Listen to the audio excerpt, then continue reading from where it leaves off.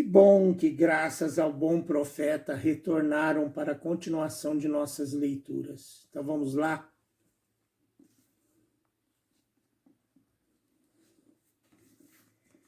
Trezentésima, 21ª noite. Acordada por sua irmã Dinazada, na hora acostumada, prosseguiu Sherazade a história da noite anterior da seguinte forma. Não se estranhará que Aladim, que ficara tanto tempo nas trevas mais espessas, pudesse logo suportar a grande claridade do dia. A ela acostumou seus olhos pouco a pouco, e olhando à roda de si, ficou muito admirado de não ver abertura alguma na terra. Não pôde perceber de que modo se achava tão repentinamente fora das suas entranhas. Depois, voltando para a cidade, avistou-a no meio dos jardins que a rodeavam, e reconhecendo o caminho por onde o mágico africano o trouxera, seguiu por ele, dando graças a Deus por ver-se outra vez no mundo, depois de ter desesperado de jamais tornar a ele. Chegou à cidade e arrastou-se para sua casa com muito trabalho. Entrando em casa de sua mãe, a alegria de torná-la a ver, junto à fraqueza em que estava de não ter comido havia 3 dias, lhe causaram um desmaio que durou algum tempo. Sua mãe, que o tinha já chorado como perdido ou como morto, vendo-o nesse estado, empregou-se toda a fazê-lo tornar a si. Quando finalmente se lhe dissipou o desmaio, as primeiras palavras que pronunciou foram essas: minha rica mãe, primeiro de tudo rogo-vos que me deis de comer. Há 3 dias que não me entrou nada na boca. Trouxe sua mãe o que tinha em casa e, pondo-o diante dele, filho, disse-lhe, não vos apresseis, isso é perigoso. Comei pouco a pouco a vosso cômodo e poupai-vos no mau estado em que estáis. Nem quero que me faleis. Tereis bastante tempo para contar-me o que vos aconteceu quando vos achardes inteiramente restabelecido.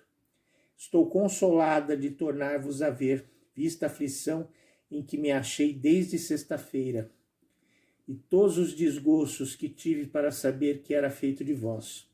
Logo que vi que era noite e que não tinha voltado para casa. Seguiu Aladim o conselho de sua mãe, comeu sossegadamente, pouco a pouco, e bebeu à proporção. Tendo acabado, minha rica mãe, disse ele, teria grandes queixas que fazer-vos por ter me entregado com tanta facilidade a descrição de um homem que tinha intento de perder-me e que está a esta hora em que vos falo tão persuadido da minha morte, que não duvida de que já não estou vivo. Porém, capacitaste-vos, que era meu tio, assim como eu. Podíamos não nos ter outro pensamento de um homem que me acariciava e me beneficiava e que me fazia outras muitas promessas vantajosas? Sabei, minha rica mãe, que é um traidor, um malvado, um pérfido. Não me fez tanto bem e tantas promessas, senão para conseguir o fim de que tinha proposto, de perder-me. Como disse, sem vós nem eu podemos adivinhar a razão disso. Da minha parte, posso assegurar-vos que não lhe dei qualquer motivo que merecesse algum maltratamento. Percebê-lo-eis vós mesma pela narração fiel que logo ouvireis de tudo o que passou, desde que me separei de vós até a execução do seu pernicioso intento. Principiou Aladim a contar à sua mãe tudo o que lhe acontecera com o mágico, desde a sexta-feira em que viera buscá-lo para levá-lo consigo a ver os palácios e os jardins que estavam fora da cidade. O que lhe aconteceu no caminho até o sítio das 2 montanhas, onde se devia operar o grande prodígio do mágico. Como com um perfume lançado no fogo e algumas palavras mágicas, se abrira a terra num instante e deixara ver a entranha de uma cova que conduziu a um tesouro incomensurável. Não esqueceu o bofetão que lhe dera o mágico e de que modo, depois de abrandar-se alguma coisa, o introduzira com grandes promessas e meteu-lhe um anel no dedo. a descer a cova. Não omitiu circunstância alguma de tudo que vira passando e repassando pelas 3 salas do jardim e sobre o terraço, onde tomara a lâmpada maravilhosa que mostrou a sua mãe tirando-a do seio, assim como as frutas transparentes e de diversas cores que apanharam no jardim antes de voltar, as quais ajuntou 2 bolsas cheias que lhe deu e de que ela fez pouco caso. Estas frutas, todavia, eram pedras preciosas, cujo resplendor brilhante, como o sol, refletido em virtude de uma lâmpada que aclarara o quarto, devia fazer julgar do seu grande preço. Mas a mãe de Aladim não tinha disso muito conhecimento, mais conhecimento do que seu filho. Fora criada a uma condição medíocre e seu marido não teve suficientes cabedais para dar-lhe dessas pedras. Além disso, nunca as vira em nenhuma das suas parentas nem vizinhas, e assim é para admirar que a mãe, que a não continuasse sendo como coisa de pouco valor e boas só para alegar à vista pela variedade de suas cores, o que fez com que Aladim as pusesse por detrás de uma das almofadas do sofá, no qual estava assentado.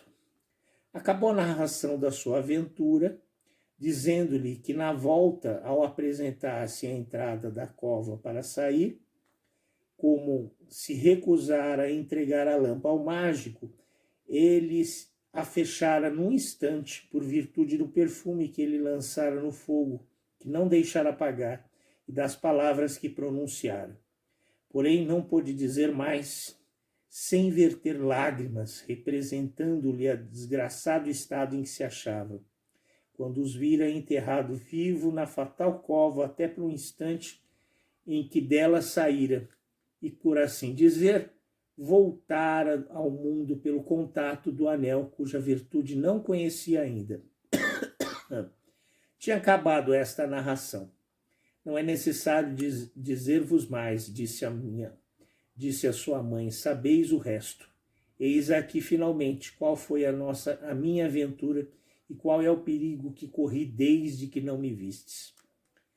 Teve a mãe de Aladim a paciência de ouvir esta narração maravilhosa e extraordinária e ao mesmo tempo tão triste para uma mãe que amava ternamente a seu filho, apesar de seus defeitos, sem interrompê-lo.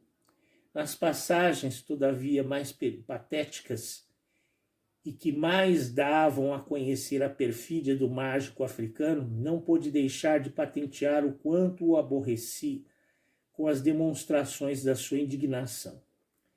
Mas apenas Aladim acabou, logo se desatou em injúrias contra este embusteiro, chamando-lhe traidor, pérfido, bárbaro, assassino, enganador, mágico e destruidor do gênero humano.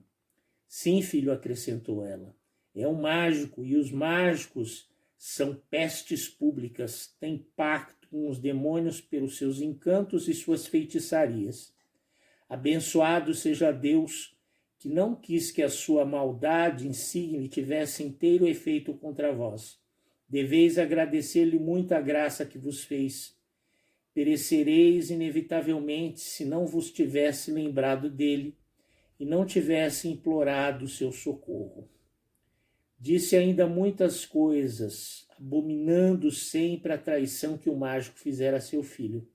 Porém, falando, percebeu que Aladim, que não dormia havia 3 dias, precisava de descanso. Mandou-o deitar e, passado pouco tempo, deitou-se também.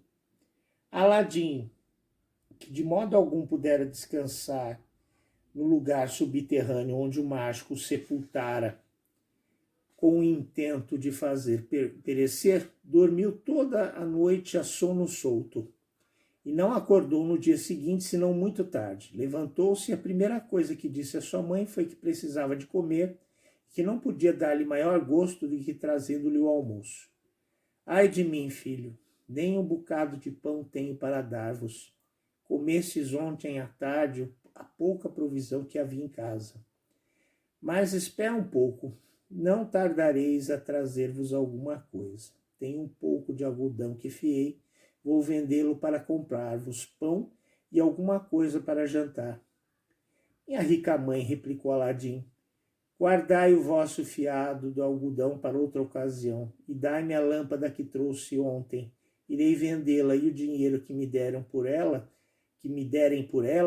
servirá para ter com que almoçar e jantar e talvez com que cear.